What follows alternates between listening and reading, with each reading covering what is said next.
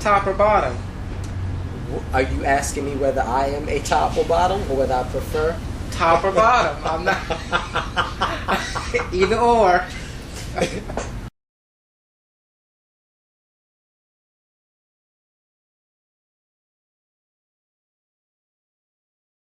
Stop always feeling like the grass is greener on the other side, because clearly, when you do find that special one, where you two are in the process of building together and learning one another, to let all that go over one weekend of lust for something that looks so pretty and so vivid from across the way, has always been and continues to be that huge mistake. And then you go through that process of, okay, baby, you made a mistake once, I'll forgive you. But once a relationship has been broken, it's been broken. Tell me about your best date ever. My best date has to have been with my ex. And that's so sad. It's so sad. That means like in a 4 years period of time. But because I'm really not a spontaneous individual. I'm very like, everything with me is always so planned and so structured and so like, you know, da da da da da. And it was one particular Friday. This was the weekend. Since my birthday is February 17th and Valentine's Day is February 14th, it was a Friday. And this was probably the day before Valentine's Day. And I thought we were just going, you know, to a movie or doing something we would usually do. And he had, you know, my stuff packed up, his stuff packed up, and didn't tell me we were going. And this was my first time ever going skiing. I had never been skiing before, and he knew that. So we drove up to the mountain. It was such a beautiful weekend because it was like we were secluded from everyone and everything. And that's pretty much always been where I'm most at peace. It was a weekend long date, but it was exciting because I was doing something that I'd never done before. And that's sort of what I'm looking for in my, well, that's not necessarily to say looking for in my life, but I would love for a young man to come in my life who is very, very spontaneous and sort of can expose me to things in life I've never done. Like, I want to go snorkeling. I've never been snorkeling. I've never been scuba diving. I've never been like water skiing. Like, these are things that I've wanted to do forever. And I would love like I think the next guy I fall in love with will be the guy who introduces me to like all of those things. Tell me about your worst date. My worst dates have happened in the past 4 years. They have. I tell you, because honestly, a lot of times when guys meet me, they want to meet the individual they've seen in MySpace pictures. They want to meet the individual who is dancing to Beyonce's Single Ladies. They want to meet XemVanAdams. You know what I mean? So when I am sitting across a table or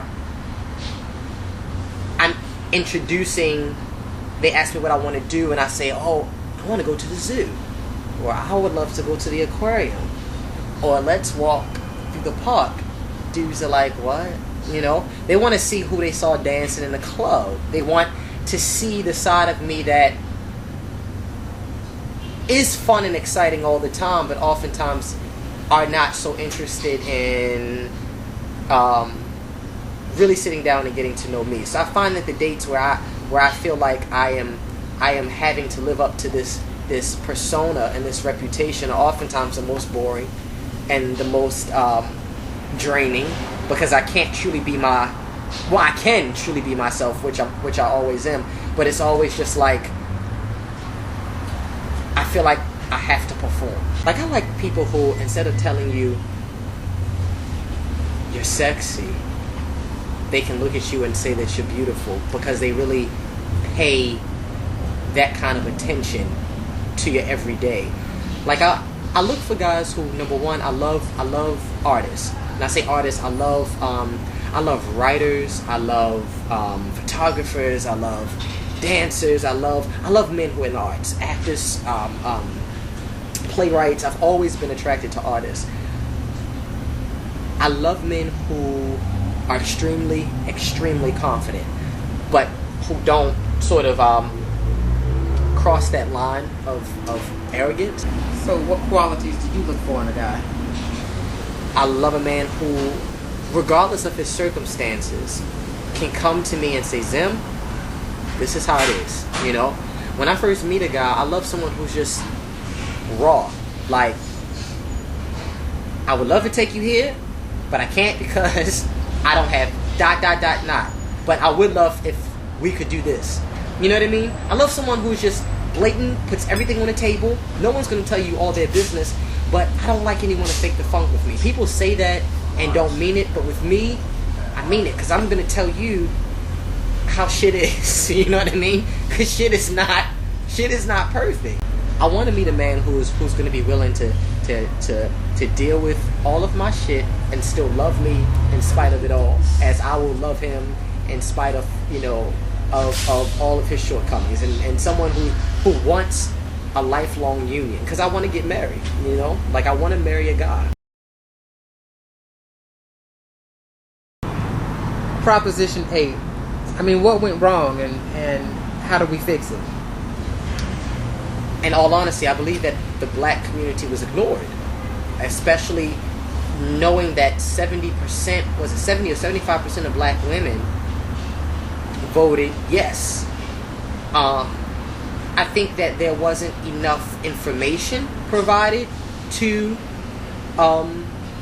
minority communities, not just black, but minority communities altogether. I don't think enough information was provided in the communities. I don't think that a lot of voters truly knew and understood what they were voting for or voting against, you know. So what do we do now? It's sad to me that here it is, 2009, and it's even an issue. It's even an issue that I've been with this young man, or she's been with this woman for 7, 8, 9 years, and we live our lives as a couple. We share everything. We share our home, we share our bank accounts, we share our children, we share our lives. And God forbid anything happen, I can't benefit to help bury you. You know, my life doesn't go on based on your pension plans or your insurances or what have you. The fact that these unions aren't recognized legally is a slap in the face of everyone who ever marched in the name of a civil rights or a right to vote. And it just sort of further perpetuates the notion and the idea that gay people in America don't hold the same stature as heterosexuals. Do you see a correlation between the civil rights struggle and the gay rights or gay marriage issue? People, especially in the African American community, are quick to say, or quick to sort of analyze the situation in that I am a human being just like you. My skin is just a different color. It's more difficult for them to accept the fact that that man or that woman is a human being. They just sleep with the same sex or have feelings for the same sex. Do I think that the struggle is similar? Yes, of course. Because we're fighting for the right to be treated as the individual who sits next to me. I'm fighting for the right to live my life alongside the next young man I'll fall in love with, as my mother and father, who have known one another for 30 plus years, have been able to, you know, raise my sister and I and own their home and, you know, benefit as a married couple, to be identified regardless of what city or state they go to as a married couple. So is the struggle similar? Indeed it is. Are gay men and women being bashed in the streets as blacks were? Yes, we are. Are we being killed just for being gay as blacks were lynched and killed for being black? Yes, we are. But it definitely is difficult, I think, for black men and black women of the heterosexual community to sort of empathize, because they're still dealing with the notion that we choose to be gay. Whereas, oh, I was born black, so this wasn't a choice for me. I think that people are still having a difficult time accepting the fact that we as gay men and women are born gay.